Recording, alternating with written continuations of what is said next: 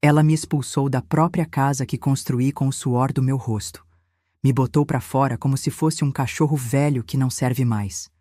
E agora, de repente, ela aparece na minha porta.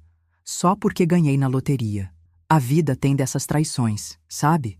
Daquelas que cortam tão fundo que nem cicatriz consegue fechar direito. Fiquei uma década inteira morando de favor nos fundos da casa da Teresa, minha comadre, depois que minha única filha me mandou embora do lar que levantei tijolo por tijolo para colocar aquele homem dela lá dentro. Lembro como se fosse hoje. Era uma tarde de domingo. Eu tinha acabado de fazer um frango com quiabo que ela tanto gostava. Tava botando a mesa quando Helena chegou com aquele tal de Ricardo, um sujeito com cara de poucos amigos, dono de uma revendedora de carros usados na capital. Ela tinha conhecido ele 3 meses antes e já estava diferente comigo, respondona, olhando torto para as minhas coisas simples. Mãe, precisamos conversar, ela disse com uma voz que eu nunca tinha ouvido antes, fria que nem água de poço em julho. Ricardo e eu vamos nos casar e decidimos ficar com esta casa. A senhora vai ter que achar outro lugar para morar. Pensei que fosse brincadeira de mau gosto. Casa que eu paguei sozinha depois que meu finado Juvenal partiu, trabalhando de faxineira nas mansões da cidade, lavando roupa para fora mesmo com minhas mãos cheias de artrite. Casa onde criei minha filha, onde plantei cada pé de rosa do jardim, onde cada marca na parede contava uma história nossa. Mas filha, para onde vou? Esta casa é minha vida inteira. Foi aí que o tal Ricardo, encostado no batente da porta com cara de quem chupou limão, soltou aquela risada de deboche. Dona Joana, a casa tá no nome da Helena. Seu marido deixou para ela, não para a senhora. Legalmente ela pode fazer o que quiser. Era verdade. Meu Juvenal, Deus o tenha, tinha deixado tudo no nome da menina para proteger de algum golpista que pudesse aparecer depois que ele partisse. Nunca imaginei que o golpe viria da própria carne do meu sangue. Helena me deu uma semana. Uma semana para juntar 65 anos de vida em 2 malas velhas. Vi ela jogar fora minhas plantas, meus santos, a colcha de retalho que minha mãe tinha feito. É tudo coisa velha, mãe. Vamos modernizar esta casa. Saí numa manhã de chuva fina, carregando o que coube nas mãos calejadas. Nem olhei para trás. Não queria que as últimas lágrimas que derramasse naquela casa fossem de desgosto. Teresa me acolheu num quartinho nos fundos do quintal dela. E assim fiquei, como uma sombra do que já fui um dia. 10 anos se passaram. 10 aniversários sem um telefonema. 10 natais comendo rabanada sozinha. 10 anos vendo de longe minha casa sendo transformada, pintada de cores que eu nem reconhecia mais. Soube que Helena e Ricardo tiveram um filho que nunca me deixaram conhecer. Meu próprio neto crescendo a 3 quarteirões de mim, sem saber que tinha uma avó. Mesmo assim, toda quinta-feira eu ia na lotérica e jogava os mesmos números: 12, 17, 24, 31, 03, 46. A data de nascimento dela, o dia que conheci Juvenal e os anos que trabalhei na fábrica antes dela nascer. Era mais hábito que esperança. Até que veio aquela quinta-feira que virou minha vida de ponta cabeça. A mocinha da lotérica me olhou com os olhos arregalados. Dona Joana, a senhora ganhou. Não era uma fortuna de filme americano, mas, para os meus padrões, aqueles 2,5 milhões eram como ter as estrelas do céu nas mãos. Cidade pequena é igual a formigueiro. A notícia corre ligeira. No domingo, saiu uma notinha no jornal. Ex-faxineira de Monte Azul Paulista acerta na loteria. Com meu nome completo e tudo, comprei uma casinha simples, mais bonita, do outro lado da cidade. Nem quis mansão nem nada, só queria um teto que fosse meu de verdade. E foi só na terça-feira seguinte que a campainha da minha casa nova tocou. Quando abri a porta, quase caí para trás. Lá estava Helena, 10 anos mais velha, cabelo pintado, roupa de marca, um carro importado estacionado na frente, segurando um buquê de flores caras e uma caixa de chocolates finos. Mamãezinha do meu coração, que saudade! Vim ver como a senhora está. Posso entrar? A gente precisa colocar essa história em pratos limpos. A voz era a mesma, mas tinha algo nos olhos dela. Um brilho calculista que eu, com meus 68 anos de vida dura, Reconheci na hora. O mesmo brilho que tinha quando me empurrou porta afora da minha própria casa. E agora, meu Deus, a mão tremia na maçaneta. O coração de mãe ainda sangrava de amor por ela. Mas a cabeça de velha, que já provou o fel da ingratidão, me perguntava: será que ela voltou por mim ou pelo que tenho agora? Ah, mas minha Helena nem sempre foi essa pessoa de coração duro, sabe? Tem horas que fecho os olhos e ainda consigo ver aquela menininha de tranças, correndo pelo quintal atrás das galinhas, rindo com a boca suja de goiaba. Uma criança doce como rapadura fresca. Quando ela nasceu, parecia um anjinho. Tão pequena que cabia na concha das minhas mãos calejadas. Juvenal chorou feito menino quando pegou ela no colo pela primeira vez. Joana, olha o que nós fizemos, é a coisa mais linda desse mundo. E era mesmo. Dormia a noite toda desde pequena. Quase não dava trabalho. Como se soubesse que a mãe precisava descansar para enfrentar o batente no dia seguinte. Criei ela com o que tinha e o que não tinha também. Quando faltava dinheiro para o material escolar, eu vendia um bolo a mais, fazia uma faxina extra. Juvenal, que Deus o tenha, trabalhava de sol a sol na olaria. Chegava com as costas vergadas, mas sempre trazia uma balinha, uma fitinha de cabelo, uma coisinha qualquer para alegrar a menina. Nas noites de tempestade, quando o trovão sacudia as telhas da nossa casa simples, Helena vinha correndo para o nosso quarto, pulava na cama e se enfiava debaixo das cobertas. Mãe, conta a história do sapo que virou príncipe. Pedia com a voz tremendo de medo. E eu contava, acariciando aqueles cabelinhos pretos até ela adormecer com a cabeça no meu peito. Nos domingos depois da missa, a gente sentava debaixo da mangueira no quintal. Eu ensinava ela a fazer crochê, bordado, contar histórias das plantinhas que eu cultivava. Esta aqui é arruda, para espantar olho gordo. Esta é hortelã, boa para dor de barriga. Ela absorvia tudo com aqueles olhos curiosos, grandes como 2 jabuticabas maduras. Quando Juvenal partiu, atropelado na estrada por um caminhão desgovernado, Helena tinha apenas 8 anos. Lembro dela no velório, tão pequena naquele vestido preto que tive que improvisar com um dos meus, sem entender direito o que tinha acontecido. Papai vai voltar, mãe? Perguntava toda a noite antes de dormir. E eu, engolindo o choro, dizia que não, que o pai tinha virado uma estrelinha no céu, olhando por nós. Foram anos difíceis, criando ela sozinha. Trabalhava em 3 casas diferentes fazendo faxina, lavava roupa para fora, vendia quitanda na porta da igreja. Minhas mãos rachavam no inverno, mas nunca reclamei. Era por ela, para ela ter um futuro melhor que o meu. Na escola, Helena sempre foi estudiosa. Caderno caprichado, letra bonita. As professoras elogiavam. Dona Joana, sua filha tem futuro. Ela é inteligente. Eu inchava de orgulho. Sonhava com ela doutora, advogada, professora. Qualquer coisa que não precisasse limpar o chão dos outros ou ter as mãos ásperas como as minhas. Até compramos um caderno especial para ela anotar os sonhos.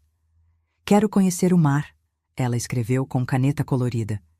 Economizei durante 2 anos, guardando moedinha por moedinha, para levar ela para Santos num fim de semana.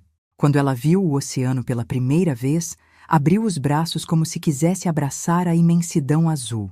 Mãe, é mais bonito do que eu imaginava. Aquele sorriso dela com os pés na água salgada compensou cada gota de suor que derramei esfregando o piso dos outros. Nas festas juninas da escola, eu passava noites em claro costurando o vestido dela. Fazia florzinhas de fuxico, pregava fitas coloridas, caprichava nos detalhes. Helena sempre era escolhida para ser a noiva na quadrilha. Tão bonita, meu Deus, parecia uma princesa de conto de fadas com aquelas bochechas coradas e o sorriso mais doce que já vi. Mas conforme foi crescendo, comecei a notar mudanças. Aos 13, 14 anos, ela já olhava diferente para as roupas simples que eu costurava.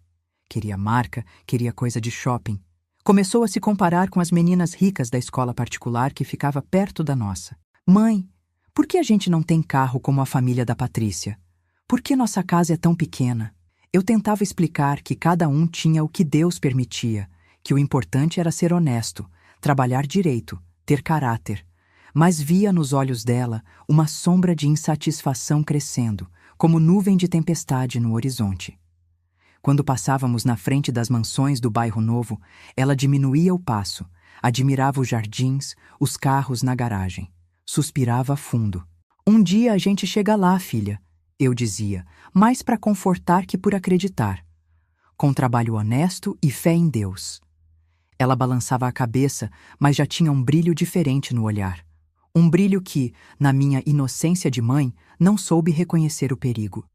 Não imaginava que aquele sonho de uma vida melhor ia virar a faca que futuramente ela cravaria no meu peito.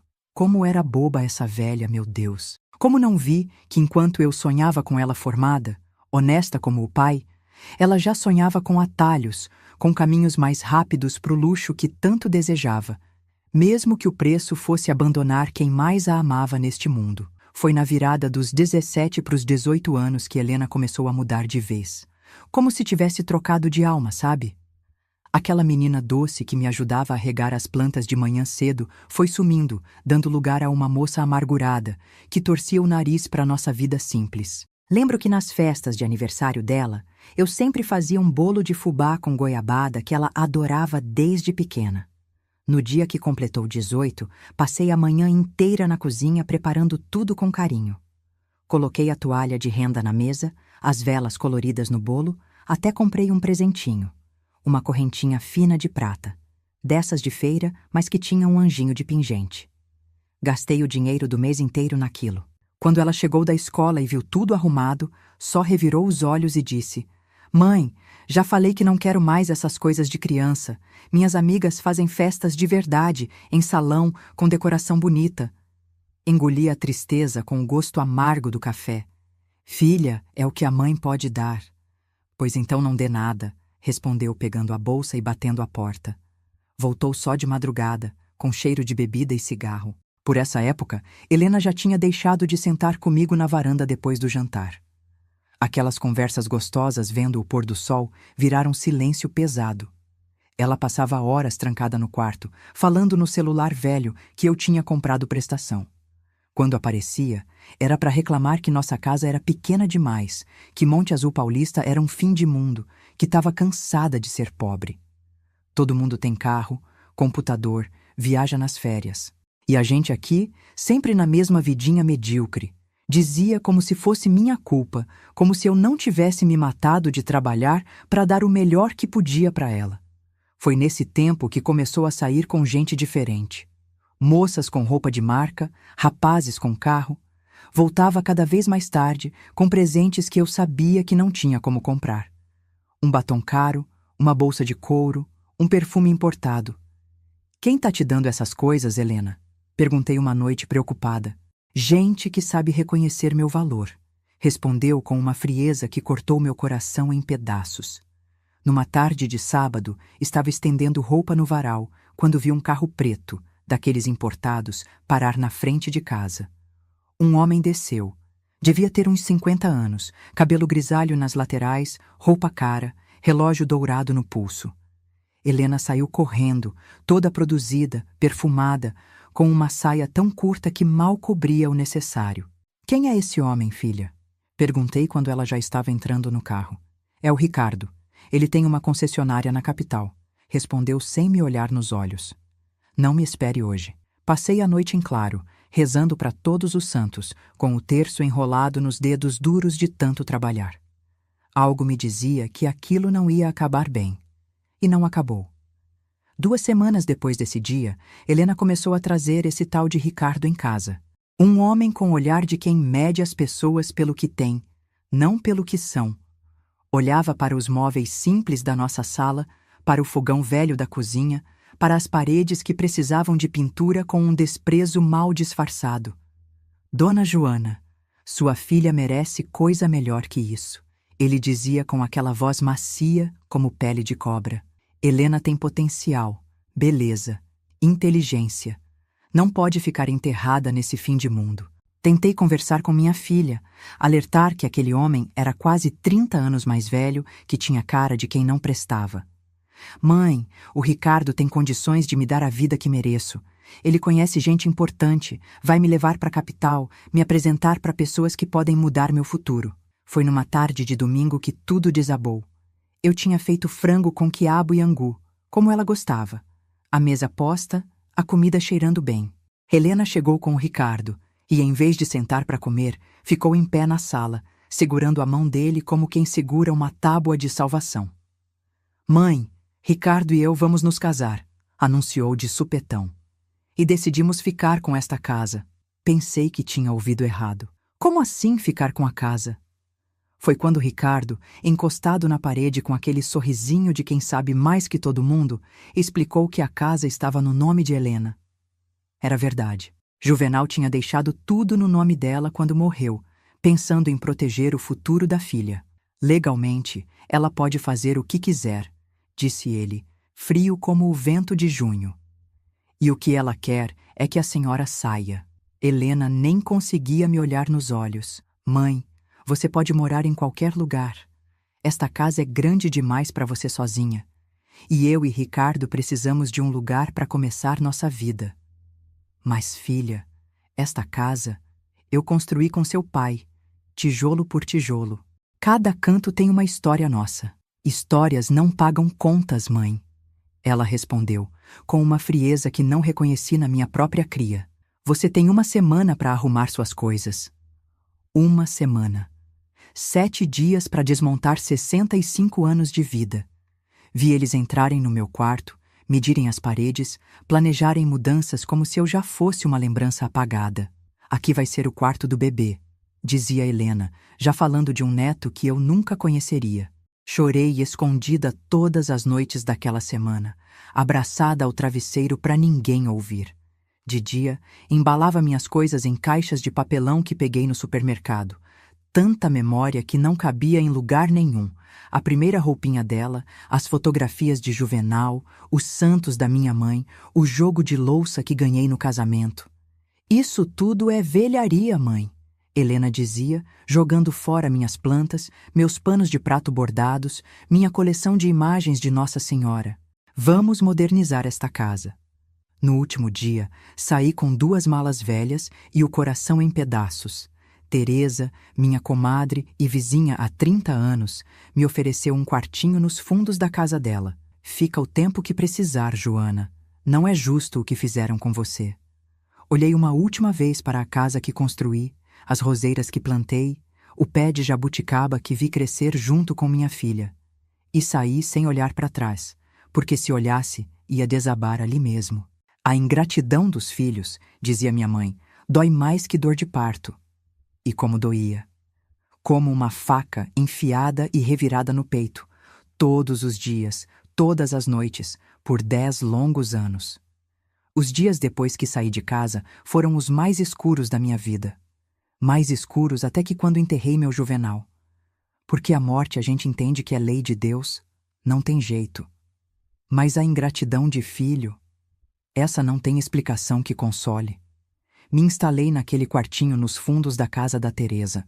Um cômodo só, com uma caminha de solteiro, um armário pequeno e uma mesinha de cabeceira. No começo, eu acordava desorientada, sem reconhecer onde estava. Esticava a mão procurando minhas coisas e só encontrava a parede fria. Era como se tivessem arrancado não só minha casa, mas um pedaço da minha própria alma. Come um pouquinho, Joana? Insistia Teresa nos primeiros dias, me trazendo uma sopa, um chá. Mas a comida não descia. Era como se tivesse um nó na garganta, apertado, dolorido. Emagreci tanto que minhas roupas ficavam penduradas no corpo como em um cabide. Passava horas sentada na beirada da cama, olhando pro nada, com a foto de Helena criança na mão. Aquela menininha de tranças e sorriso banguela que agora me tratava como um móvel velho que não servia mais. Onde foi que errei, meu Deus? O que fiz de tão errado para merecer esse abandono? Nos primeiros meses, ainda alimentei a esperança de que ela viesse me visitar, perguntar se eu estava bem, trazer notícias. Arrumava o cabelo todo domingo, passava um batom clarinho, colocava o vestido menos surrado. Ficava na porta do quartinho, esperando. Mas Helena nunca apareceu. De vez em quando, Teresa trazia alguma notícia que ouvia na feira, no mercado. Pintaram a casa de amarelo. Compraram um carro novo. Parece que ela está grávida. Cada novidade era como uma agulhada no coração. Minha filha vivendo a vida dela, como se eu nunca tivesse existido. E o pior, a 3 quarteirões de distância. Tão perto, que eu podia ouvir os fogos quando fizeram a festa de 1 ano de casados. Tão longe, que parecia estar em outro planeta. O tempo, esse remédio que dizem curar tudo, foi passando. Não curou a ferida, mas ensinou a viver com ela. Depois de 6 meses, consegui arrumar trabalho como cozinheira na casa de Dona Cida, uma senhora viúva que morava sozinha do outro lado da cidade. Não pagava muito, mas me dava o que comer e um dinheirinho para guardar. Aos poucos, fui juntando uns trocados, comprando de volta algumas coisinhas para chamar de minhas. Uma toalha de mesa, um jogo de xícaras, um rádio pequeno para ouvir o terço da tarde. As estações foram passando, uma após a outra. Primaveras sem poder plantar minhas flores. Invernos sentindo falta do cobertor de retalhos que eu mesma tinha feito. Natais comendo rabanada sozinha, ouvindo de longe o barulho de festa na casa que um dia foi minha. Aniversários onde o único presente era um Deus te abençoe, comadre, da Teresa. Soube que Helena teve um menino, meu neto, sangue do meu sangue, crescendo sem saber que tinha uma avó. Às vezes eu passava de longe, bem devagarinho, na hora que a escolinha perto da praça soltava as crianças. Ficava olhando, tentando adivinhar qual daqueles menininhos era filho da minha filha. Será que tinha os olhos do pai dela? O meu sorriso? As mãos do avô? Numa dessas vezes, reconheci Helena buscando um garotinho de uns 4 anos. Ele tinha o mesmo cabelinho preto que ela tinha na idade dele. Escondi atrás de uma árvore, com medo de ser vista, com medo da rejeição. Vi minha filha se agachar, ajeitar a roupinha dele, dar um beijo na testa. E chorei silenciosamente, lembrando de quando fazia o mesmo com ela. A vida foi seguindo seu curso, como o riacho que contorna as pedras. Fiz amizade com Dona Augusta, uma senhora que vendia verduras na feira. Com seu Toninho, o sapateiro que consertava meus sapatos de graça quando o dinheiro estava curto. Com Padre João, que sempre tinha uma palavra de conforto nos domingos depois da missa. Encontrei consolo na igreja, no grupo de oração das senhoras.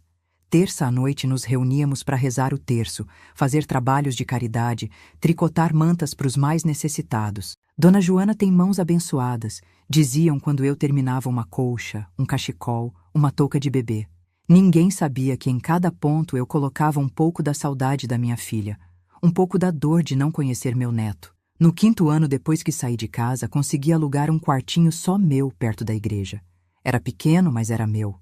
Pintei as paredes de azul claro, coloquei umas cortinas de renda que fiz nas horas vagas, pendurei um quadro de Nossa Senhora Aparecida que ganhei do padre. Era pouco, mas já era um recomeço. Comecei a vender doces caseiros na porta da igreja depois da missa de domingo. Cocada, pé de moleque, bolo de fubá. As receitas da minha mãe, que eu sabia de cor. No começo, era só para complementar a aposentadoria, que mal dava pro aluguel e os remédios. Mas logo meus doces ficaram conhecidos. Os melhores de Monte Azul, diziam. Nas festas juninas, tinha fila na minha barraquinha. E assim, entre um dia e outro, a dor foi se acomodando num cantinho mais fundo do peito. Não que tivesse sumido, estava lá, quietinha, como uma cicatriz que dói quando vai chover. Mas eu já conseguia sorrir de vez em quando, cantar enquanto lavava a louça, sentir o gosto da comida novamente. O mais difícil eram as datas especiais. Natal, aniversários, Dia das Mães. Nesses dias, a ausência pesava mais. Eu olhava para o telefone, esperando uma ligação que nunca vinha. Às vezes pegava o papel com o número da casa dela, que Teresa tinha me dado, e ficava olhando, com o dedo tremendo sobre os botões, mas nunca tive coragem de ligar. O medo da rejeição era maior que a saudade. Toda quinta-feira, sem falhar, ia até a lotérica e jogava os mesmos números de sempre: 12, 17, 24, 31, 03, 46. Os números da vida dela misturados com a minha. Não jogava por ambição. Para que uma velha como eu iria querer fortuna? Jogava por ritual, por hábito, por uma forma estranha de manter aquele fio invisível entre nós duas. E assim, no silêncio dos dias que se repetiam, fui aprendendo a viver de novo. Não era a vida que eu sonhei, que planejei, mas era a vida. E eu agradecia a Deus por cada manhã que me permitia ver o sol nascer, mesmo que fosse por uma janelinha pequena demais, em um quarto que nunca seria verdadeiramente um lar.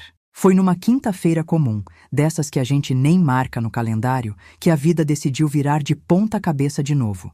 O dia tinha começado como qualquer outro. Acordei com o primeiro cantar do galo, fiz meu café ralo na canequinha azul que ganhei da Dona Augusta, rezei meu terço agradecendo por mais um dia de vida.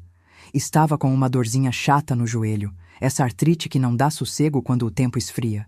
Mesmo assim, arrumei minha coisinha, coloquei o vestido florido já desbotado de tanto uso, penteei o cabelo branco no coque de sempre. Quinta-feira era dia de fazer compra no mercadinho do seu Osvaldo e, como de costume, passar na lotérica para jogar meus números. Bom dia, Dona Joana. Firme como sempre, mãe? Cumprimentou o seu Osvaldo quando entrei no mercadinho.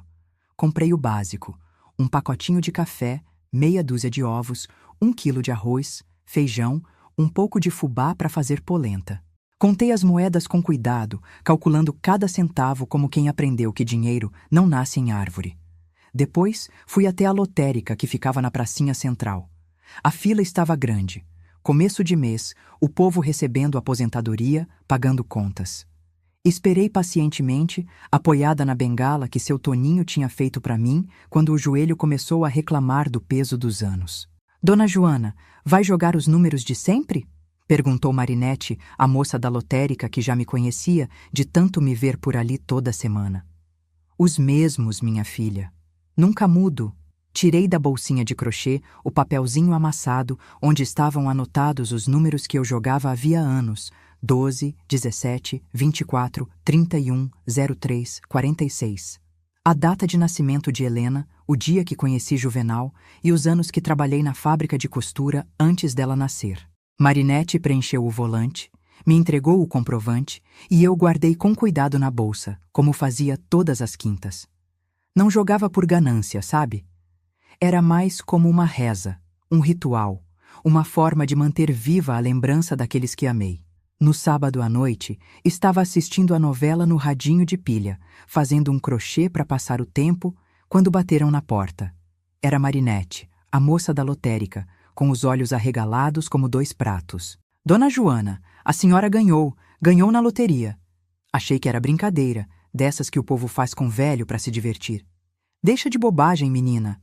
É verdade, saiu no jornal, no rádio, em tudo quanto é lugar. Os números que a senhora jogou: 12, 17, 24, 31, 03, 46. Acertou a cena. 2,5 milhões, Dona Joana. Senti as pernas bambas, tive que me sentar. 2,5 milhões? Era dinheiro que eu nem conseguia imaginar. Que nem nos meus sonhos mais loucos eu pensei em ter um dia. Tem certeza, minha filha? Não pode ter confundido os números? Marinete me mostrou o jornal, onde estavam impressos os números sorteados. Eram exatamente os mesmos que eu jogava há anos. Os números que contavam a história da minha vida e da vida de Helena. Passei a noite em claro, sem conseguir pregar o olho. O que faria com tanto dinheiro? Eu, uma velha de 68 anos, acostumada com tão pouco? Não precisava de mansão, de carro, de joias. Meus dias nessa terra já estavam contados, como dizia minha finada mãe. No domingo de manhã, fui à missa como sempre. Padre João percebeu que eu estava diferente. Aconteceu alguma coisa, Dona Joana? A senhora parece preocupada. Contei para ele baixinho depois da celebração. Ele sorriu, segurou minhas mãos enrugadas nas dele. Deus tem caminhos misteriosos, minha filha. Talvez esse seja um presente dele para sua velhice, depois de tanta provação. Na segunda-feira, fui ao banco com Marinete me acompanhando. Nunca tinha entrado naquele lugar cheio de mármore e vidro. Me senti deslocada com meu vestido simples, minha bolsa de crochê, meus sapatos gastos.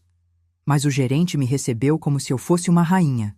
Me levou para uma sala reservada, ofereceu café em xícara de porcelana. A senhora é a ganhadora da Mega Sena?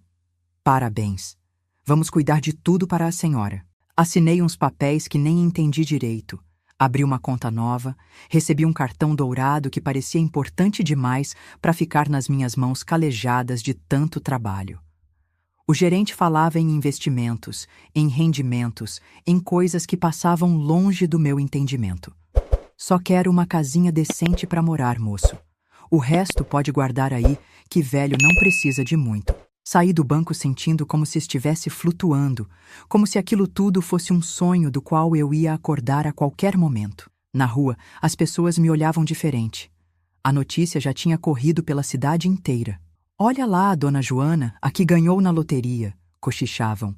Não demorou para que o jornal local publicasse a história. Ex-faxineira de Monte Azul Paulista acerta na Mega Sena. Com meu nome completo, minha idade, até uma foto que tiraram sem eu perceber direito, saindo da lotérica. Com a ajuda de Padre João e de Marinete, que tinha um sobrinho advogado, comprei uma casinha simples, mas bonita, do outro lado da cidade.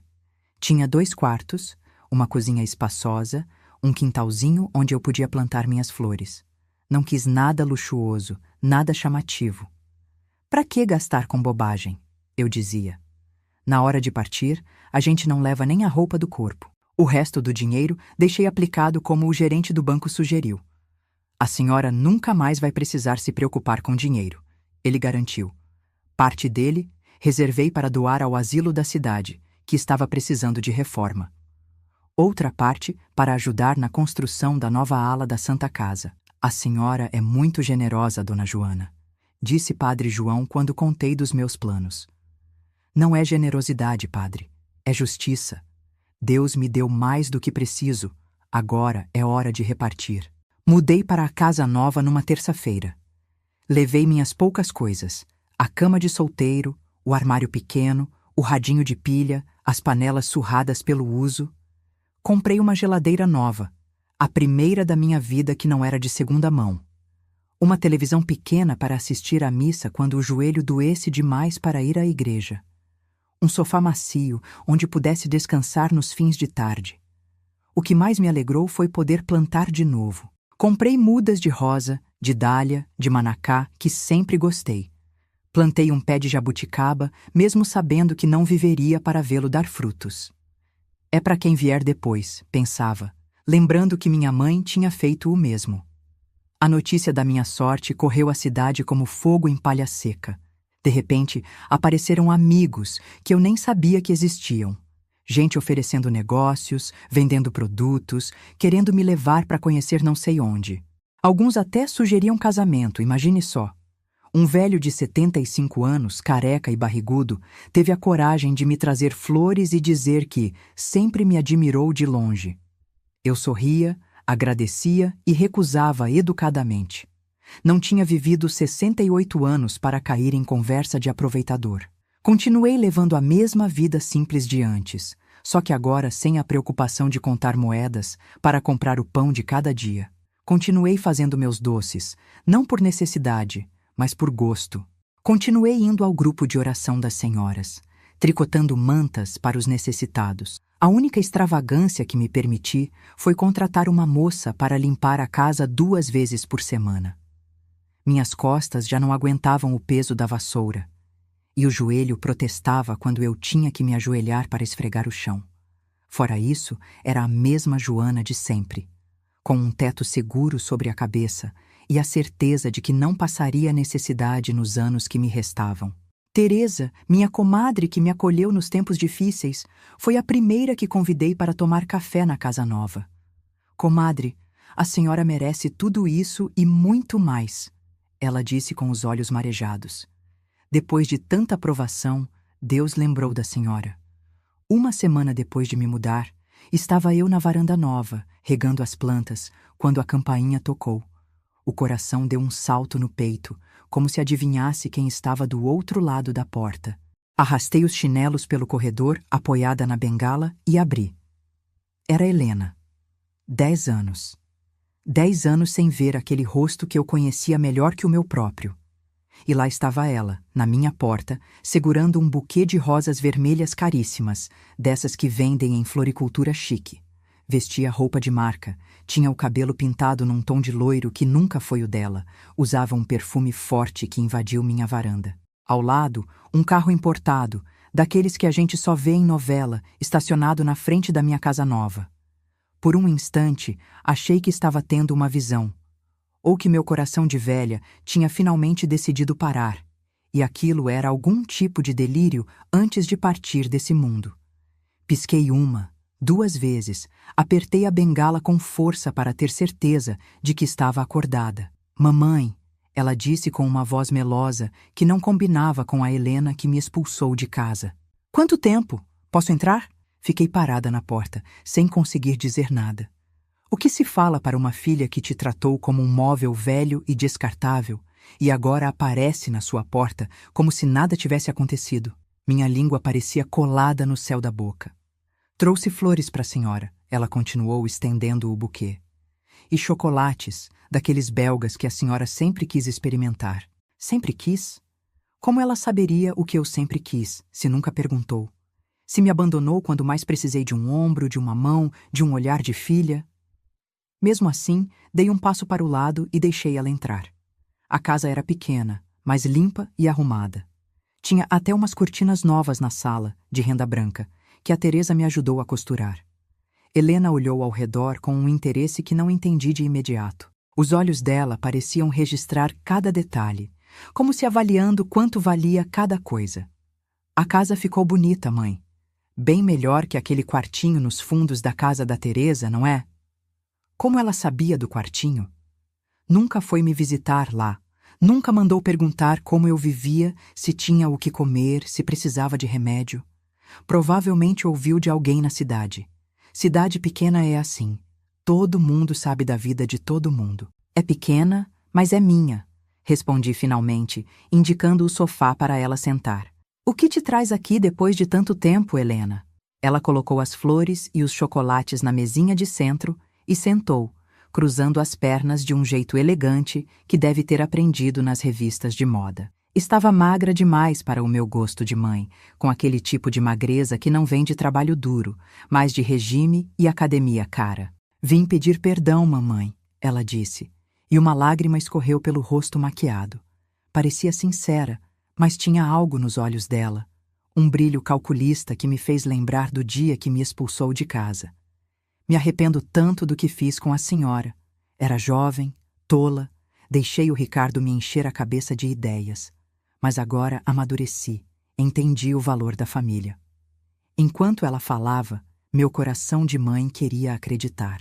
Queria acreditar que minha filha tinha voltado arrependida, que podíamos reconstruir algum tipo de relação, que eu poderia finalmente conhecer meu neto. Mas minha cabeça de velha, que já viu muito nessa vida, notava as coisas que não batiam. O timing perfeito depois da notícia da loteria, o interesse repentino depois de 10 anos de silêncio, o jeito como os olhos dela percorriam a casa, avaliando cada centímetro. Cadê seu marido? E meu neto? Gostaria de conhecê-lo, perguntei, querendo ver até onde ia aquela súbita saudade de família. O Ricardo está viajando a trabalho. Ela desviou o olhar. E o Júnior está na escola. Outro dia trago ele para conhecer a avó. Ele vai adorar a senhora. Helena abriu a bolsa cara e tirou um celular último modelo. Mostrou algumas fotos de um menino de uns 10 anos, de cabelo escuro e olhos vivos. Meu neto, sangue do meu sangue que eu nunca tinha visto mais que de longe, escondida atrás das árvores na saída da escola. Senti um nó na garganta. Ele tem os olhos do pai, falei, notando a semelhança com meu Juvenal. É, todo mundo fala isso, ela respondeu rápido, guardando o celular.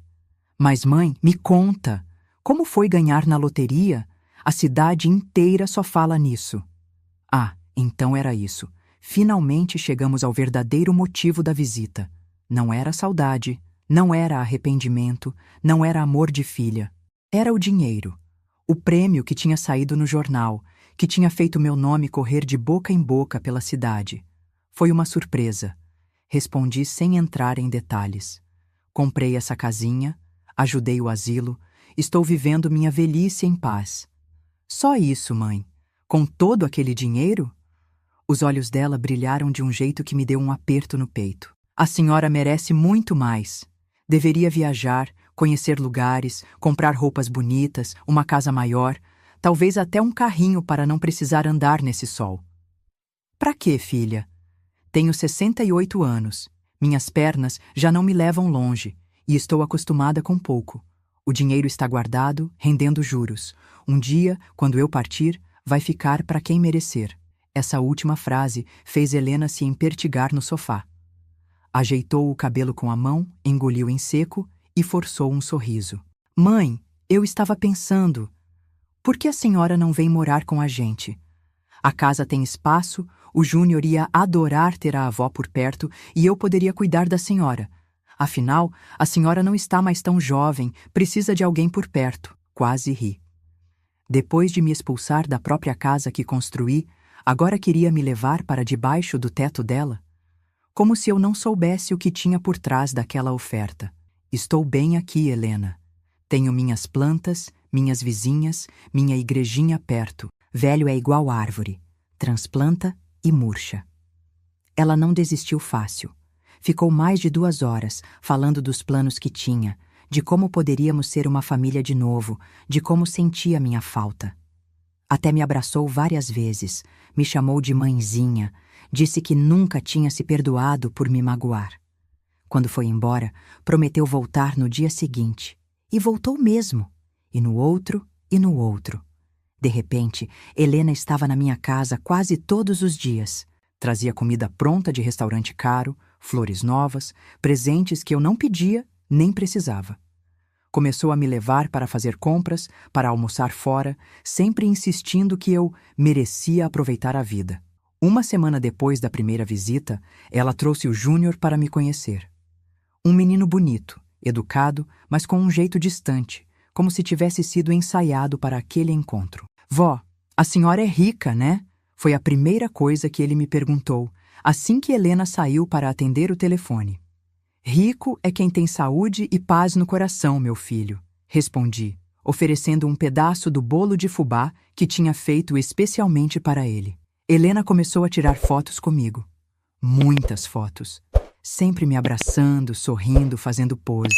Depois ficava mexendo no celular, e eu soube por Teresa que ela estava postando tudo na internet, com legendas como "Reencontro emocionante com minha mãezinha querida", ou "Família é tudo, nunca desistam de quem amam".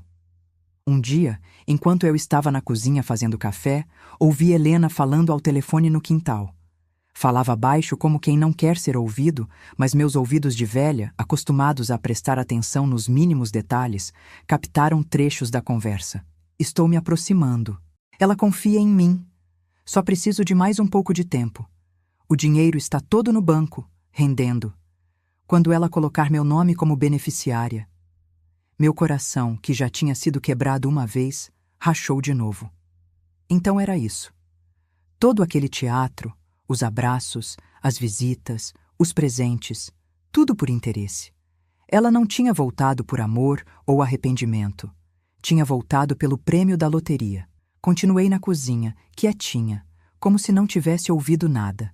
Servi o café com as mãos tremendo, mas sorri como se tudo estivesse bem. Helena nem notou a tristeza nos meus olhos. Tão focada estava em seu plano que não enxergava além da própria ambição. Mãe, estava pensando... A senhora já fez testamento? É importante deixar tudo organizado, sabe? Para evitar problemas depois. Foi nesse momento que tive certeza absoluta. Não restava nenhuma fagulha de dúvida. A filha que eu criei com tanto amor, que ninei nas noites de febre, que ensinei a dar os primeiros passos, tinha se tornado uma estranha movida pela ganância. Ainda não, filha, respondi calmamente, soprando meu café. Mas logo vou providenciar. Helena sorriu, satisfeita, sem perceber a tristeza profunda que se instalou no meu coração de mãe. Depois daquele dia, Helena passou a frequentar minha casa com ainda mais assiduidade. Era como se tivesse montado acampamento na minha sala. Chegava cedo, saía tarde, sempre com aquele sorriso que não alcançava os olhos. Às vezes trazia o Júnior, meu neto, que ficava sentado no sofá jogando no celular, sem muita vontade de conversar com a avó que mal conhecia. Mãe, estava pensando em fazer uma reforma aqui. Ela sugeriu numa tarde enquanto eu regava minhas plantas. Esta casa é bonita, mas poderia ficar ainda melhor. Podemos trocar estes móveis antigos por uns mais modernos, colocar ar-condicionado, quem sabe até uma piscina pequena no quintal. Olhei para ela com calma, continuando a regar meu pé de manjericão. Não preciso de luxo, filha. Estou satisfeita com o que tenho. Mas Helena insistiu tanto que acabei concordando com uma pequena reforma no banheiro que realmente precisava de alguns reparos. No dia seguinte, ela apareceu com 3 pedreiros, um caminhão de material de construção e um tal de arquiteto que mais parecia vendedor de enciclopédia, desses que falam bonito para impressionar. Assinei o contrato em seu nome, mãe, ela disse, me mostrando um papel cheio de letras miúdas. Não se preocupe com nada, eu cuido de tudo. Enquanto os homens quebravam as paredes do meu banheiro, fazendo uma barulheira que espantava até os passarinhos do quintal, Helena não desgrudava do celular. Tirava fotos da obra, de nós duas juntas, e ficava digitando sem parar. O que tanto escreve aí, menina? Perguntei uma vez, curiosa. Estou compartilhando nossa história, mãe. Como nos reencontramos, como estamos reconstruindo nossa relação. As pessoas adoram histórias emocionantes de redenção. Redenção é, pensei comigo mesma. Mas não disse nada. Apenas sorri e continuei tricotando a manta que estava fazendo para doar no asilo. Aprendi que às vezes o silêncio diz mais que 1000 palavras. Uma tarde, depois que os pedreiros tinham ido embora deixando uma poeira danada pela casa toda, Helena sentou-se ao meu lado no sofá com um ar mais sério que o normal. Mãe, precisamos falar de coisas práticas. A senhora já foi ao banco organizar seus investimentos? Notei como ela hesitou antes de dizer a última palavra, como se estivesse experimentando um sabor novo na boca. Já sim, filha. O gerente do banco está cuidando de tudo. E a senhora confia nesse gerente? Sabe como é? Esses homens de banco, às vezes, se aproveitam de pessoas mais experientes. Ela escolhia as palavras com cuidado, como quem pisa em terreno minado. Talvez fosse bom eu ir junto na próxima vez para garantir que estão tratando a senhora corretamente. Não precisa se preocupar, respondi. Padre João me apresentou o sobrinho dele, um advogado de São Paulo que está cuidando de tudo. Fiz até uma procuração para ele, caso aconteça alguma coisa comigo. O rosto de Helena mudou na mesma hora. Foi como ver uma nuvem escura cobrindo o sol de repente. O sorriso desapareceu, os olhos ficaram duros como pedra. Procuração? Para um estranho? Mãe, isso é loucura. A senhora mal conhece esse homem. Conheço o suficiente, respondi calmamente. E não é um estranho. É sobrinho do Padre João, que me acompanha há anos no grupo de oração. Helena passou a mão pelos cabelos, visivelmente contrariada. Mas logo recuperou a compostura, forçou outro sorriso e mudou de assunto. Naquela noite, saiu mais cedo que o habitual, dizendo que tinha uma emergência em casa. No dia seguinte, voltou com uma caixa de bombons caríssimos e um vestido novo para mim. Para a melhor mãe do mundo, disse, me abraçando como se quisesse me quebrar. O vestido era bonito, mas jovem demais para uma senhora da minha idade. Tinha um decote que deixaria minhas pobres clavículas de fora e uma saia curta que mostraria meus joelhos castigados pelo tempo. Agradeci, dobrei com cuidado e guardei na gaveta, sabendo que nunca o usaria. As visitas continuaram, cada vez mais frequentes. Helena começou a trazer amigas para me conhecer. Mulheres da mesma idade dela, todas maquiadas como bonecas, com roupas caras e sorrisos ensaiados. Me olhavam como se eu fosse uma atração de circo. A velha faxineira que ganhou na loteria. Sua mãe é um amor, Helena, diziam, enquanto tiravam fotos comigo sem pedir licença. Que história emocionante a de vocês! Sentada na minha poltrona, sorrindo educadamente, eu observava aquele teatro todo e pensava em como as aparências enganam. Para quem via de fora, éramos a imagem perfeita da reconciliação. A filha arrependida, cuidando da mãe idosa, a mãe perdoando os erros do passado. Mas só eu sabia o que se escondia por trás daqueles sorrisos e abraços. Uma manhã, estava na cozinha preparando um bolo de fubá quando ouvi Helena ao telefone no quintal, falando em voz baixa. Ela não sabia que minha janela da cozinha dava para aquele lado e que o vento trazia suas palavras diretamente para meus ouvidos. Não, Ricardo, você não entende. É mais complicado do que pensávamos. Ela fez uma procuração para um advogado, sobrinho do padre. Não consegui ver os documentos ainda. Estou tentando ganhar a confiança dela. Claro que ela vai ceder. É só questão de tempo. Mãe é mãe, né? No fim, sempre perdoa. Continuei batendo a massa do bolo como se nada tivesse ouvido, mas cada palavra dela era como uma faca entrando no meu peito, já tão machucado. Então, o tal do Ricardo ainda estava na jogada. Os dois juntos, tramando contra uma velha que só queria um pouco de paz nos últimos anos de vida. As semanas foram passando e o teatro continuava. Helena agora aparecia quase todos os dias, sempre com presentes, sempre com histórias sobre como tinha refletido sobre a vida e percebido o valor da família. Chegou até a trazer um álbum de fotografias que ela tinha feito, com fotos antigas nossas e recortes do jornal sobre minha história inspiradora. Para registrar nossa reconciliação, mãe, não é lindo?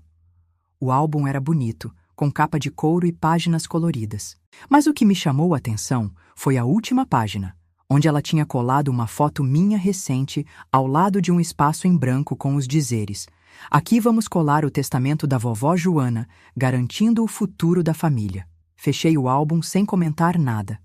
Helena não percebeu minha descoberta, ocupada demais em tirar mais fotos nossas para postar na internet.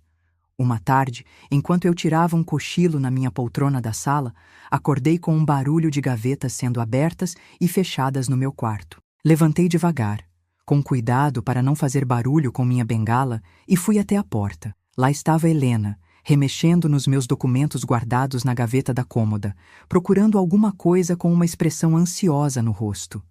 Fiquei parada na porta, observando. Ela não tinha me visto ainda. Seus dedos ágeis passavam pelos papéis, contas pagas, receitas médicas, até que parou em uma pasta azul onde eu guardava documentos do banco. Abriu com pressa, folheando o conteúdo com olhos ávidos.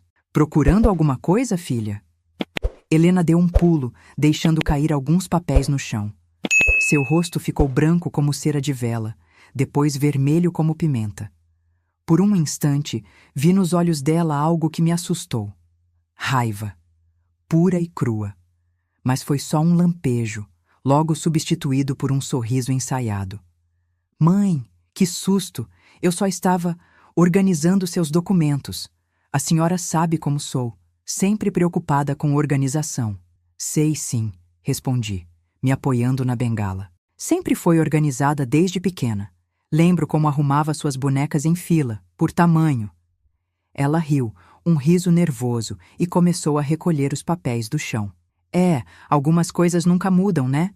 Mas algumas coisas mudam, sim. Como o amor de uma filha que vira interesse. Como o respeito que vira manipulação. Como a família que vira negócio. Naquela noite, sentada na varanda, olhando as estrelas, tomei minha decisão. Já tinha visto o suficiente. Já tinha dado chances demais. Não precisava de mais evidências para confirmar o que meu coração já sabia. Helena não tinha voltado por mim. Tinha voltado pelo meu dinheiro. E como dizia minha finada mãe, quem ama de verdade, ama na pobreza e na riqueza. Quem só aparece na bonança, não merece ficar quando a tempestade passar. Na manhã seguinte, acordei com uma certeza no coração e uma decisão tomada. Não comentei nada com Helena sobre tê-la flagrado mexendo nos meus documentos. Fingi que nada tinha acontecido, que continuava acreditando naquela farsa de reconciliação. Mas por dentro, algo tinha mudado definitivamente, como quando a fruta amadurece e não tem mais volta. Era uma quinta-feira ensolarada, dessas que o céu fica tão azul que dói nos olhos. Helena chegou cedo, como vinha fazendo nos últimos tempos. Trazia uma cesta de frutas caras, daquelas que a gente só vê em foto de revista, e um plano para o dia. "Mãe, marquei um horário com meu advogado hoje à tarde. Pensei que poderíamos conversar com ele sobre, você sabe, organizar seu patrimônio, garantir que tudo fique em boas mãos quando a senhora não estiver mais aqui." Notei como ela evitava dizer a palavra morte, como se fosse um palavrão. Engraçado como a gente tem medo de nomear o que é natural. Nascer, viver, morrer. É o ciclo da vida, simples assim. Aos 68 anos, com os joelhos doendo nas manhãs frias e o coração já cansado de tantas batalhas, eu não tinha medo de falar da minha partida. Não vai ser preciso, filha, respondi calmamente, servindo um café para nós duas. Já resolvi tudo com o Dr. Paulo, o sobrinho do Padre João. Mas mãe, ela insistiu com um tremor na voz que não era de emoção, mas de impaciência contida. O doutor Marcos é especialista em heranças. Ele poderia dar uma olhada nos documentos que a senhora assinou, garantir que está tudo certo. Tudo já está certo, Helena, repeti, olhando-a nos olhos. Não se preocupe com isso. Ela abriu a boca para argumentar mais, mas nesse momento a campainha tocou. Era Teresa, minha comadre e vizinha de tantos anos, que vinha me trazer um bolo de cenoura que tinha feito. Bom dia, comadre Joana! Ela entrou sorridente, mas parou ao ver Helena. O sorriso murchou um pouco. Ah, bom dia para você também, Helena. Teresa nunca engoliu o que Helena fez comigo. Durante aqueles 10 anos, foi ela quem me acolheu, quem me viu chorar noites inteiras, quem segurou minha mão quando a solidão apertava. Ela conhecia a verdadeira história, não a versão romantizada que Helena estava contando por aí. Olá, dona Teresa. Helena respondeu com frieza. A senhora ainda mantém contato com minha mãe, vejo. Sempre mantive, Teresa respondeu, colocando o bolo na mesa. Nos bons e nos maus momentos, diferente de algumas pessoas. O ar ficou pesado na cozinha, como antes de uma tempestade. Agradeci pelo bolo, tentando aliviar a tensão. Conversamos amenidades por alguns minutos, até que Helena disse que precisava fazer uma ligação e saiu para o quintal com o celular. Não acredito que você está caindo nessa, comadre. Teresa sussurrou assim que Helena saiu. Essa menina te expulsou de casa, te deixou sem nada e agora volta rastejando porque soube do dinheiro. Eu sei, Teresa, respondi baixinho. Não sou tão boba quanto pareço. Ontem mesmo eu a vi na lanchonete da Margarida, falando com o marido dela ao telefone, e o que eu ouvi não foi bonito, comadre. Meu coração apertou. O que foi que você ouviu? Teresa olhou para a porta, certificando-se de que Helena não estava voltando, e aproximou-se ainda mais. Ela estava dizendo para ele: "Tô me aproximando dela. É só esperar ela colocar meu nome em tudo. Ela já está quase convencida." Fechei os olhos por um momento. Mesmo já sabendo da verdade, ouvir isso de outra pessoa doía como sal em ferida aberta. Era a confirmação final de que não estava enganada sobre as intenções da minha própria filha. Obrigada por me contar, comadre, falei, segurando a mão enrugada de Teresa. Mas não se preocupe. Já percebi o jogo dela faz tempo. E o que vai fazer, Joana? Vai deixar ela continuar enganando você? Não, já tomei minha decisão. Só estou esperando o momento certo. Nesse instante, Helena voltou do quintal, guardando o celular na bolsa cara. Notou nosso ar de conspiração e franziu a testa. Estavam falando de mim? Imagine, filha, respondi com um sorriso sereno, só comentando sobre o grupo de oração. Teresa ficou mais um pouco e depois se despediu, não sem antes me lançar um olhar de cuidado. Assim que ela saiu, Helena voltou ao assunto que lhe interessava. Então, mãe, sobre o advogado, já disse que não é necessário, Helena. Vamos falar de outra coisa. Mudei deliberadamente de assunto, perguntando sobre Júnior e a escola dele. Helena parecia inquieta, como se estivesse pronta para explodir, mas se conteve. Passou o resto da manhã tentando, de um jeito ou de outro, voltar ao tema do patrimônio e do futuro da família. Eu desviava com paciência, falando do tempo, das plantas, das receitas que pretendia fazer. Depois do almoço, ela anunciou que precisava buscar alguns documentos em casa e voltaria mais tarde. Quer que eu traga algo para a senhora, mãe? Não precisa, filha. Tenho tudo o que necessito. Assim que ela saiu, fui até o telefone e liguei para o Dr. Paulo, o advogado sobrinho do Padre João. Contei tudo o que estava acontecendo e o que tinha decidido fazer.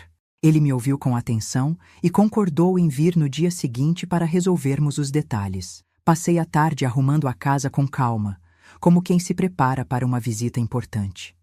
Lavei as xícaras especiais, aquelas de porcelana que só uso em ocasiões especiais. Coloquei flores frescas na mesa da sala. Tirei do armário o álbum de fotografias antigo, aquele que guardava as fotos verdadeiras da nossa vida, não as encenadas que Helena estava tirando para postar na internet. No fim da tarde, como prometido, ela voltou. Trazia uma pasta cheia de papéis e um ar determinado no rosto. Mãe, trouxe uns documentos que quero mostrar para a senhora. São sobre um plano de investimento que seria perfeito para o seu dinheiro. Pode deixar aí na mesa, filha. Depois eu dou uma olhada. Não, mãe, é importante vermos isso agora. É uma oportunidade única. Ela abriu a pasta e começou a tirar papéis, contratos, folhetos coloridos de uma tal de empresa de investimentos que eu nunca tinha ouvido falar. Enquanto ela falava de juros, rendimentos e oportunidades imperdíveis, eu observava seu rosto. Como podia ser tão parecida comigo fisicamente, o mesmo formato de olhos, o mesmo queixo e tão diferente por dentro. Helena, interrompi finalmente, quando ela já estava no meio de uma explicação complicada sobre aplicações. Por que você voltou? A pergunta pegou ela de surpresa. Parou no meio da frase, a boca entreaberta. Como assim, mãe? Já expliquei. Senti sua falta, me arrependi do que fiz, quis reconstruir nossa relação. A verdade, Helena. Olha nos meus olhos e me diz a verdade, pelo menos uma vez na vida. Houve um momento de silêncio tão profundo que dava para ouvir o tic-tac do relógio na parede e o canto distante de um bem-te-vi no quintal. Helena engoliu em seco, os dedos tamborilando nervosamente sobre os papéis. Não sei do que a senhora está falando. Me levantei da cadeira com certa dificuldade, apoiada na bengala, e fui até o armário da sala. Abri a gaveta e tirei uma pasta azul, a mesma que ela estava mexendo no dia anterior. Estava procurando isso ontem no meu quarto? Meus extratos bancários, o número da minha conta, os papéis da aplicação do prêmio? O rosto dela ficou pálido, depois vermelho. Abriu a boca para falar, mas nada saiu. Continuei com uma calma que nem eu sabia que tinha. Ouvi você no telefone com seu marido, Helena, falando sobre se aproximar de mim, colocar seu nome em tudo. Teresa também ouviu você na lanchonete, dizendo as mesmas coisas. Foi nesse momento que a máscara caiu completamente. O sorriso falso desapareceu, os olhos ficaram duros, a postura mudou. Era como se outra pessoa tivesse tomado o lugar da filha doce e arrependida que esteve ali nos últimos dias. E se for verdade? Ela disse finalmente, a voz carregada de amargura. O que a senhora esperava? Que eu voltasse por amor, depois de tudo? A senhora tem ideia do que passamos enquanto a senhora estava aqui, ganhando na loteria? Passaram dificuldade? Perguntei, sabendo a resposta. No carro importado, com roupas de marca, viagens para o exterior? O Ricardo faliu, mãe. A concessionária fechou há 3 anos. Estamos afogados em dívidas, prestes a perder a casa.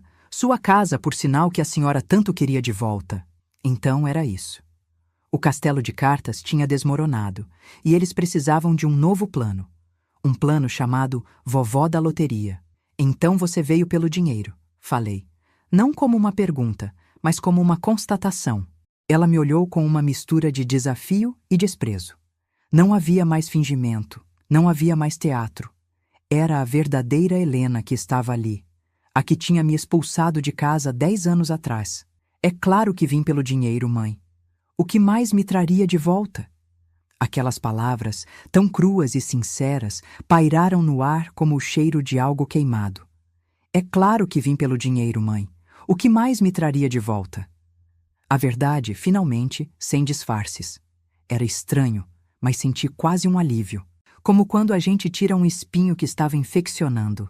Dói, mas é o começo da cura. Fiquei olhando para Helena por alguns instantes. Minha filha.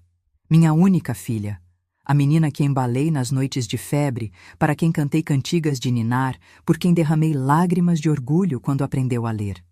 Agora, uma mulher endurecida pela ganância, capaz de fingir amor por dinheiro. Entendo, respondi com uma calma que vinha não da resignação, mas da certeza. Pelo menos agora estamos sendo honestas uma com a outra. Ela pareceu surpresa com minha reação. Talvez esperasse gritos, choro, drama. Mas eu já tinha chorado todas as minhas lágrimas por ela nos 10 anos em que vivi naquele quartinho dos fundos, enquanto ela desfrutava da casa que construí com tanto sacrifício. Então a senhora sabia?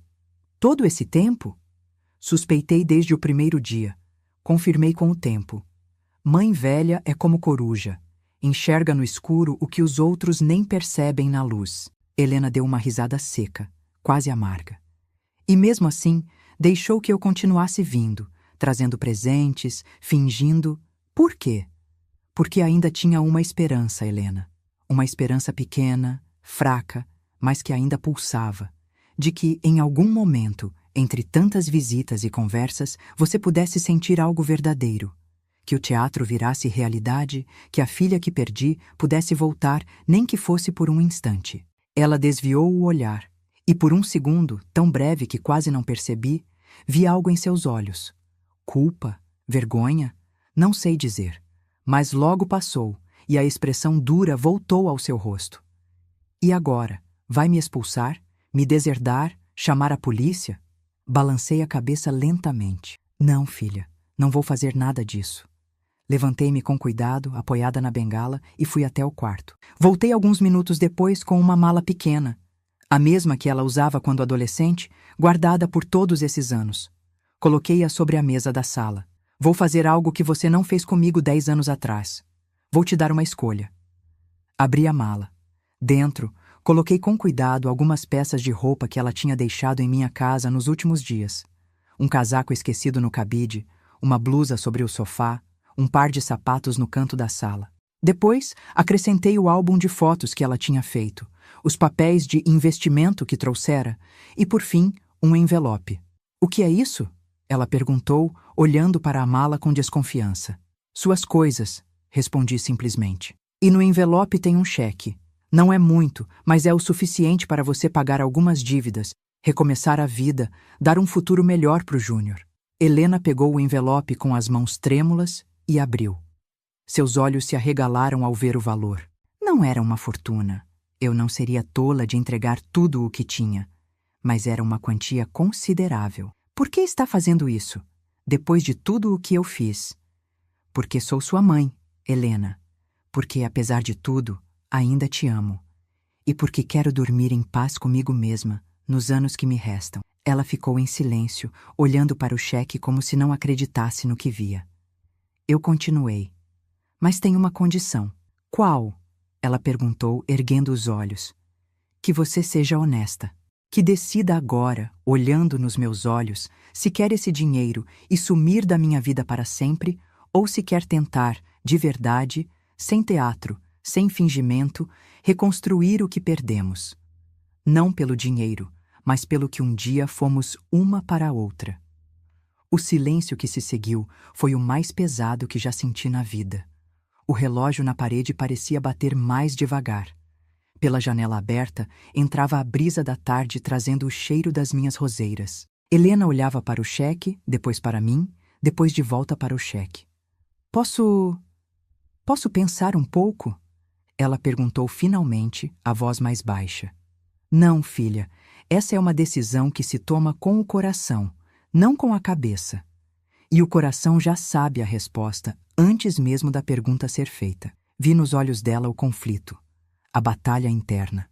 Por um momento, quase acreditei que algo dentro dela estava mudando, que um resquício da menina que eu conhecia estava tentando emergir das profundezas onde tinha sido enterrado. Mas então ela dobrou o cheque com cuidado, guardou-o na bolsa e fechou a mala. Ficou de pé, ajeitou o cabelo com um gesto nervoso e olhou para mim com uma expressão que tentava ser firme, mas que tinha algo de derrota. Obrigada pelo dinheiro, mãe. Vai ajudar muito. Era a resposta que eu já esperava, mas que ainda assim doeu como se fosse inesperada. Ela tinha escolhido. Não a mim, não nossa relação, mas o caminho mais fácil. O dinheiro sem compromisso, sem o trabalho de reconstruir pontes quebradas. Entendo, respondi, sentindo um cansaço enorme pesar sobre meus ombros. Espero que use bem, que dê um futuro bom para o meu neto. A senhora quer se despedir dele? Posso trazê-lo uma última vez. Balancei a cabeça. Não, Seria mais uma despedida dolorosa. Melhor que ele guarde de mim a imagem da vovó que conheceu nesses dias, não da velha chorando na porta. Helena pegou a mala, ajeitou a bolsa no ombro e caminhou até a porta. Parou com a mão na maçaneta, como se quisesse dizer algo mais. Por um instante, pensei que fosse mudar de ideia, que fosse largar a mala e me abraçar, dizer que ficaria, que tentaríamos de novo. Mas ela apenas disse, sem se virar: "Adeus, mãe." "Vá com Deus, minha filha", respondi, com a voz firme que consegui encontrar em algum lugar dentro de mim. A porta se fechou com um clique suave. Pela janela, vi Helena colocar a mala no porta-malas do carro importado, entrar, dar a partida. Não olhou para trás nem uma vez enquanto o carro se afastava, levantando uma pequena nuvem de poeira na rua de terra. Só quando o carro sumiu na curva é que permiti que as lágrimas viessem. Não foram muitas. Acho que já tinha chorado demais por ela ao longo dos anos. Foram apenas algumas, silenciosas, que escorreram pelo rosto enrugado e caíram no colo do meu vestido florido. Enxuguei o rosto com a ponta do avental e fui até a cozinha. Coloquei água para ferver, preparei um chá de camomila, o mesmo que fazia para Helena quando ela tinha pesadelos na infância. Sentei-me na varanda com a xícara fumegante, olhando para as roseiras que tinha plantado no pequeno jardim da frente. O sol começava a se pôr, pintando o céu de tons alaranjados e rosados. Um passarinho, acho que era um sabiá, cantava no fio de luz. A vida seguia seu curso, como sempre segue. As rosas continuariam a florescer, o sol continuaria a nascer e se pôr, as estações viriam e iriam, com ou sem Helena, com ou sem minha dor. Senti uma paz estranha me envolvendo, como um cobertor macio em noite fria. Não era felicidade, estava longe disso. Era mais uma aceitação. Tinha feito o que podia. Tinha dado a ela uma escolha, uma chance. Tinha sido justa e honesta, mesmo quando ela não foi. Tinha agido como a mãe que sempre tentei ser. E no fim, isso teria que ser suficiente, porque algumas feridas a gente não consegue curar, por mais que tente. Algumas pessoas não conseguimos salvar, por mais que amemos. Algumas perdas são definitivas, como a morte, mas mais dolorosas porque vêm por escolha. Terminei meu chá enquanto as primeiras estrelas apareciam no céu. Amanhã seria outro dia. Iria à missa, depois ao grupo de oração, talvez passasse no asilo para levar uns doces para os velhinhos. A vida continuaria, um dia após o outro, com suas pequenas alegrias e suas grandes dores. Tem filho que a gente perde no parto. Sussurrei para o vento da noite, lembrando do ditado antigo que minha mãe repetia. E tem filho que a gente perde no caminho. Helena tinha feito sua escolha. E eu, a minha. Escolhi a dignidade, mesmo com o coração partido. Escolhi a verdade, mesmo que doesse. Escolhi seguir em frente, mesmo que sozinha. Levantei-me da cadeira de balanço, apoiada na bengala, e entrei em casa. Fechei a porta da varanda, olhei uma última vez para a rua vazia e sussurrei para o silêncio da noite. Adeus, minha filha. Já se passou quase um ano desde aquela tarde em que Helena saiu pela minha porta, levando o cheque e deixando para trás o que poderia ter sido um recomeço verdadeiro entre nós. As estações completaram seu ciclo. O outono pintou as folhas de dourado, o inverno trouxe o frio que faz meus ossos doerem mais. A primavera cobriu meu pequeno jardim de flores novamente. E agora o verão aquece as tardes na varanda. Nunca mais tive notícias dela diretamente. Soube, por Teresa e outras pessoas da cidade, que ela e o marido se mudaram para a capital. Venderam a casa, minha antiga casa, e, pelo que dizem, abriram um negócio por lá. Espero que estejam bem, que o dinheiro que dei tenha servido para algo bom, principalmente para meu neto, que não tem culpa dos erros dos pais. Às vezes, quando estou tricotando na cadeira de balanço da varanda, olhando o pôr do sol pintar o céu com cores que nenhum artista conseguiria copiar, me pego pensando nela. Me pergunto se ela também pensa em mim, se em algum momento se arrepende da escolha que fez. Se nas noites mais silenciosas, quando as defesas baixam e ficamos face a face com nossa verdadeira essência, ela sente falta da mãe que deixou para trás. Não guardo raiva no coração. Já vivi o suficiente para saber que a raiva é um veneno que a gente toma esperando que o outro morra. Só faz mal a nós mesmos. Aprendi que perdoar não é esquecer, nem fingir que a mágoa não existe. É reconhecer a dor, aceitá-la como parte da vida e seguir em frente mesmo assim. Minha vida ganhou um novo ritmo depois daqueles dias turbulentos. Uso o dinheiro que Deus me deu com sabedoria e gratidão. Terminei a reforma do Asilo São Vicente, onde agora vou 2 vezes por semana ensinar as velhinhas a fazer crochê e tricô. Ajudei na construção da nova ala da Santa Casa, que agora atende melhor os doentes da nossa pequena cidade. Para mim mesma, comprei poucas coisas. Um colchão novo que não judia tanto das minhas costas, um aparelho de som pequeno para ouvir os cantores antigos que me lembram da juventude, e um telefone com teclas grandes, desses próprios para idosos. Minha casa continua simples, acolhedora, do jeito que gosto. Não preciso de luxo para ser feliz. Nunca precisei. As pessoas da cidade ainda me tratam diferente às vezes, como se o dinheiro tivesse me transformado em outra pessoa. Alguns ainda aparecem com oportunidades de negócio ou pedidos de empréstimo mal disfarçados. Aprendi a sorrir e dizer não com gentileza, mas firmeza. Como dizia minha mãe, o não já está dado, só falta ser falado. Teresa continua sendo minha comadre fiel, meu ombro amigo. Vem tomar café comigo quase todas as tardes, traz novidades da cidade, me faz rir com suas histórias. Foi ela quem me convenceu a adotar Fubá, um vira-lata amarelinho que apareceu na porta da minha casa num dia de chuva.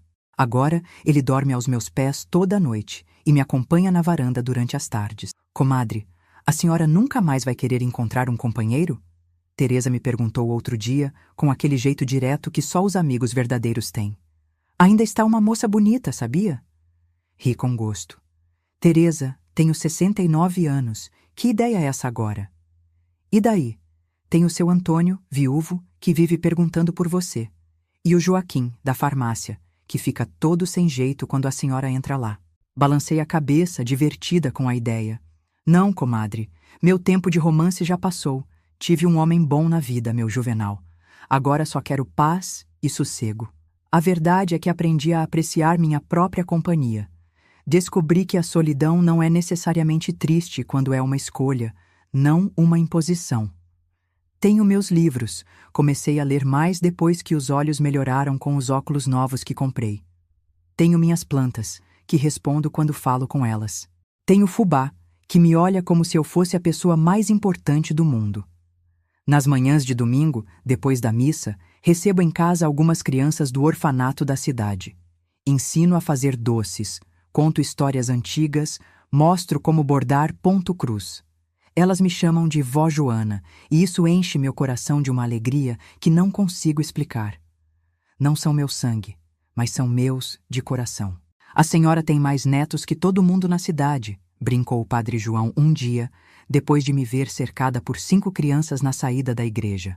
Netos emprestados, respondi sorrindo, mas o amor é de verdade, e é assim que vou vivendo meus dias.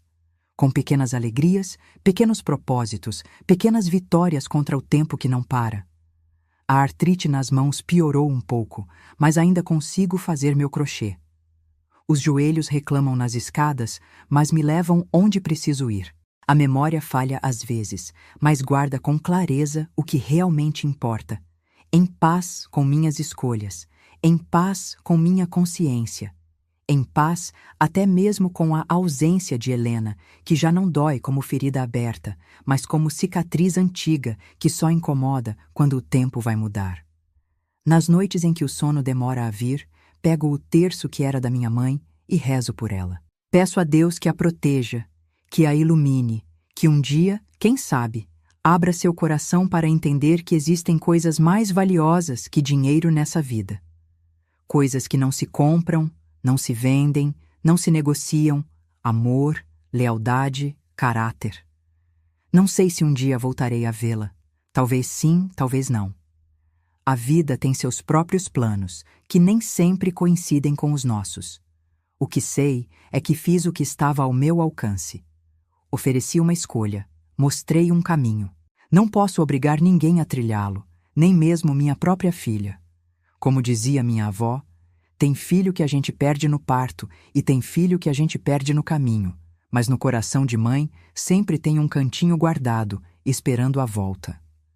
Hoje, sentada na minha cadeira de balanço, olhando o sol se pôr por trás das montanhas que cercam Monte Azul Paulista, sinto uma paz que demorei uma vida inteira para encontrar. Não é uma paz perfeita, tem suas manchas de tristeza, suas pontas de saudade, mas é uma paz honesta, conquistada com lágrimas e sorrisos, com quedas e levantadas, com perdas e encontros. As roseiras que plantei quando me mudei já estão grandes, dando flores perfumadas que coloco em vasos pela casa. O pé de jabuticaba ainda é pequeno, mas um dia dará frutos que, quem sabe, outras mãos colherão quando eu já não estiver aqui. E assim é a vida. Plantamos o que podemos, cuidamos como sabemos e seguimos em frente. No fim das contas, acho que foi isso que aprendi nesses 69 anos de caminhada. Que o amor verdadeiro não depende de retorno, que a dignidade não tem preço, que a paz de espírito vale mais que qualquer fortuna. Se essa história minha tocar o coração de alguém, se servir de lição ou conforto para outra mãe que também perdeu um filho no caminho, já me dou por satisfeita. Porque nossas histórias são como sementes. Nunca sabemos onde vão cair ou que frutos vão dar. E se você que está me ouvindo tem uma mãe, vai lá, dá um abraço nela, diz que ama, enquanto há tempo, enquanto ela está aqui. Porque mãe é a única pessoa no mundo que te ama sem esperar nada em troca, que te defende mesmo quando você erra, que te perdoa mesmo quando dói. Mãe é igual a essa terra que nos sustenta. Pode ser pisada, machucada, esquecida, mas continua gerando vida, continua acolhendo, continua esperando. E se você é mãe e está passando por algo parecido com o que passei, lembra disso. O que vai por interesse, volta por interesse. O que some na dor não merece lugar no descanso. Mas o amor... o amor de mãe. Esse não acaba nunca. Mesmo quando a gente precisa fechar a porta, o coração continua aberto, em algum cantinho escondido, guardando a esperança. A noite já está caindo.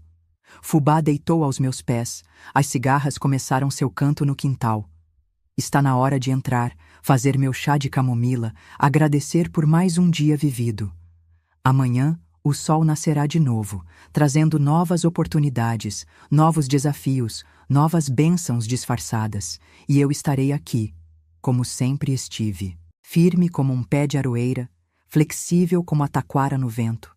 Joana da Silva, ex-faxineira, mãe, avó de coração de tantos, velhinha de Monte Azul Paulista, que ganhou na loteria e descobriu que a maior riqueza já estava dentro dela o tempo todo.